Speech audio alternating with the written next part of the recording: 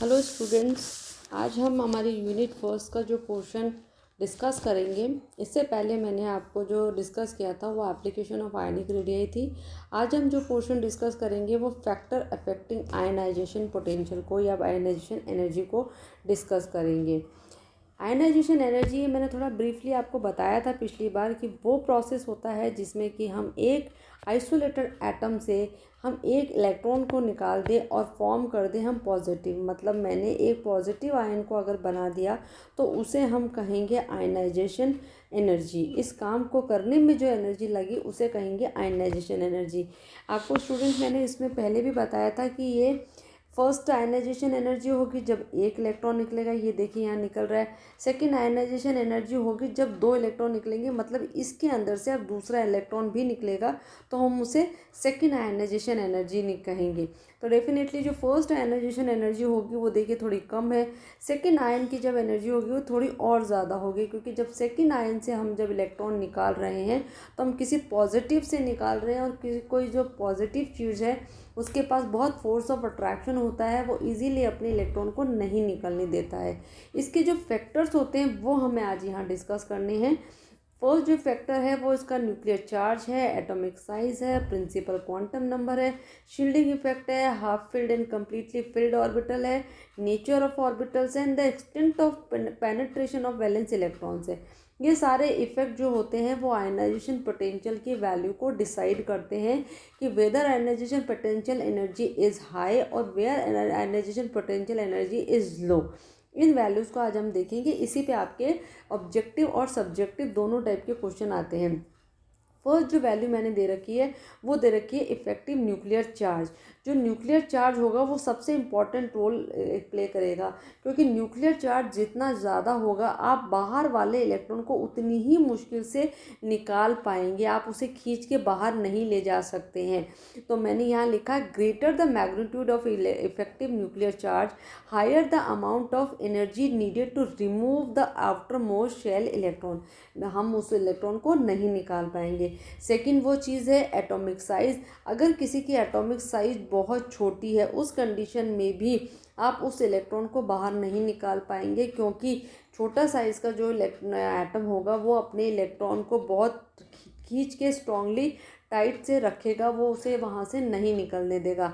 Higher the value of atomic radii of atom lower will be the ionisation energy.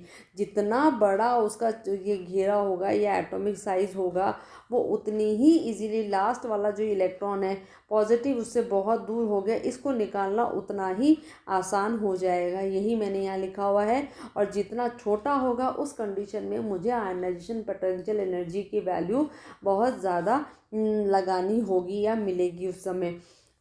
चौथा जो तीसरा जो factor है वो है principal quantum number. Principal quantum number directly वही होता है जो उसका साइज होता है।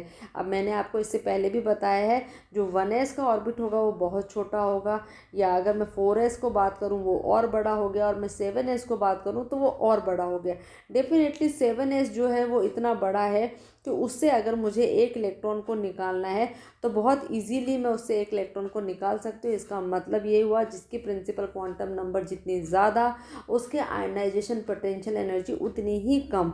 with the increase of principal quantum number of the orbital from with the electron is to be removed, the magnitude of energy decrease। वो जितना ज़्यादा था मतलब 7s था, उसके आयनाइजेशन पोटेंशियल उतनी ही कम आएगी। उस कंडीशन में मुझे बहुत कम एनर्जी लगानी पड़ेगी जहाँ से मुझे इलेक्ट्रॉन निकालना है। फिर आता है students shielding effect.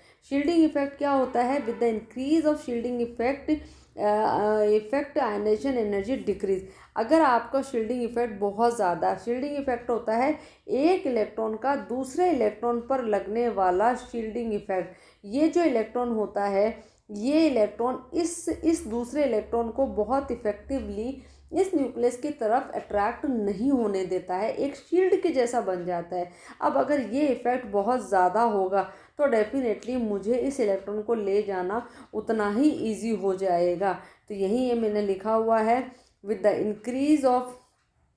Increase of shielding effect effect ionisation is decrease, उतनी ही कम वैल्यू हो जाएगी, क्योंकि मेरे इलेक्ट्रॉन को दूसरे इलेक्ट्रॉन ने ही शील्ड कर दिया, वो उसको न्यूक्लियस से जुड़े ही नहीं रहने दे रहा। तो उस कंडीशन में मैं बाहर के इलेक्ट्रॉन को बहुत ईजीली निकाल पाऊंगी। उसके बाद स्टूडेंट्स आता है half filled and completely field orbitals. और अगर आपने ये 11th-12th में पढ़ा है कि जो हाफ फिल्ड और कम्प्लीटली फिल्ड ऑर्बिटल्स होते हैं उनसे हमें इलेक्ट्रॉन निकालने के लिए बहुत ज़्यादा एनर्जी लगानी पड़ेगी, क्योंकि उनके पास एक स्टेबलाइजेशन एनर्जी ऑलरेडी होती है।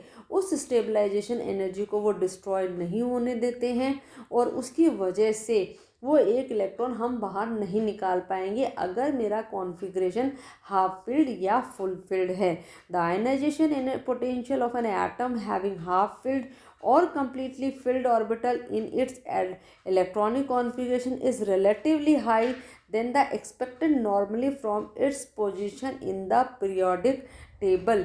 अगर आप देखें दूसरे वालों को तो उनके रिस्पेक्ट में उनकी जो वैल्यूज़ आएगी वो बहुत ही हाई आएगी। इसके कुछ एग्जांपल्स भी दे रखे हैं, दिए हुए होंगे आगे, वो आपको मैं बताऊंगी आगे। फिर आता है नेचर ऑफ ऑर्बिटल्स। अगर आप देखें तो नेचर ऑफ ऑर्बिटल भी वही चीज़ है स्टूडेंट्स। अगर जो एस ऑर्बिटल होता है वो बहुत पेनेट्रेट करके अंदर की तरफ धंसा हुआ रहता है, क्योंकि उसकी शेप ही गोल आकार की होती है। जो पी होता है वो थोड़ा कम होता है, डी जो होता है थोड़ा और फैला हुआ होता है, और एफ को तो आपने नाम से ही पढ़ा होगा कि वो डिफ्यूज़ होता है, हमें पता ही नहीं होती कि उसकी शेप क्या होती है। तो स्टूडेंट जिससे भी ऑर्बिटल से मुझे इलेक्ट्रॉन निकालने हैं, अगर वो ऑर्बिटल एस है तो मुझे इलेक्ट्रॉन बड़ी मुश्किल होगी मुझे निकालने में। पी है तो थोड़ी और कम होगी, डी है तो थोड़ी और कम होगी, और एफ है तो मैं वहाँ से अपने इलेक्ट्रॉन को बहुत इजीली निकाल पाऊंगी। To remove an electron from F orbital will be easiest, while to remove the same from s orbital with the most difficult according to following order। देखिए सेम अगर n की वैल्यू सेम है, अगर हम 4f की बात करें, 4d की बात करें, 4s की बात करें, 4p की बात करें, सब में जो n है वो सेम है। अगर मैं 4f से इलेक्ट्रॉन निकाल रही हूँ तो मेरे लिए थोड़ा इजी है। अगर मैं इससे निकाल रही हूँ 4s से निकाल रही हूँ तो मेरे लिए बहुत मुश्किल होगी, क्योंकि उसका जो s ऑर्बिटल होगा वो अंदर की तरफ धंसा हुआ रहेगा। इसके बाद आता है ट्रेंड इन आयनाइजेशन पोटेंशियल। ये मैंने आपको स्टूडेंट लास्ट वाले लेक्चर में भी पढ़ाया था। Ionisation energy generally increase from, अगर हम लेफ़्ट टू राइट जाते हैं तो हमारी आयनाइजेशन एनर्जी जो होती है वो इंक्रीज़ होती है, and because the increase in nuclear charge and decrease in atomic radii, और ionization energy generally decrease down to a group due to shielding effect and increase in atomic radii। यहाँ से यहाँ जाने में डिक्रीज होती है shielding effect की वजह से।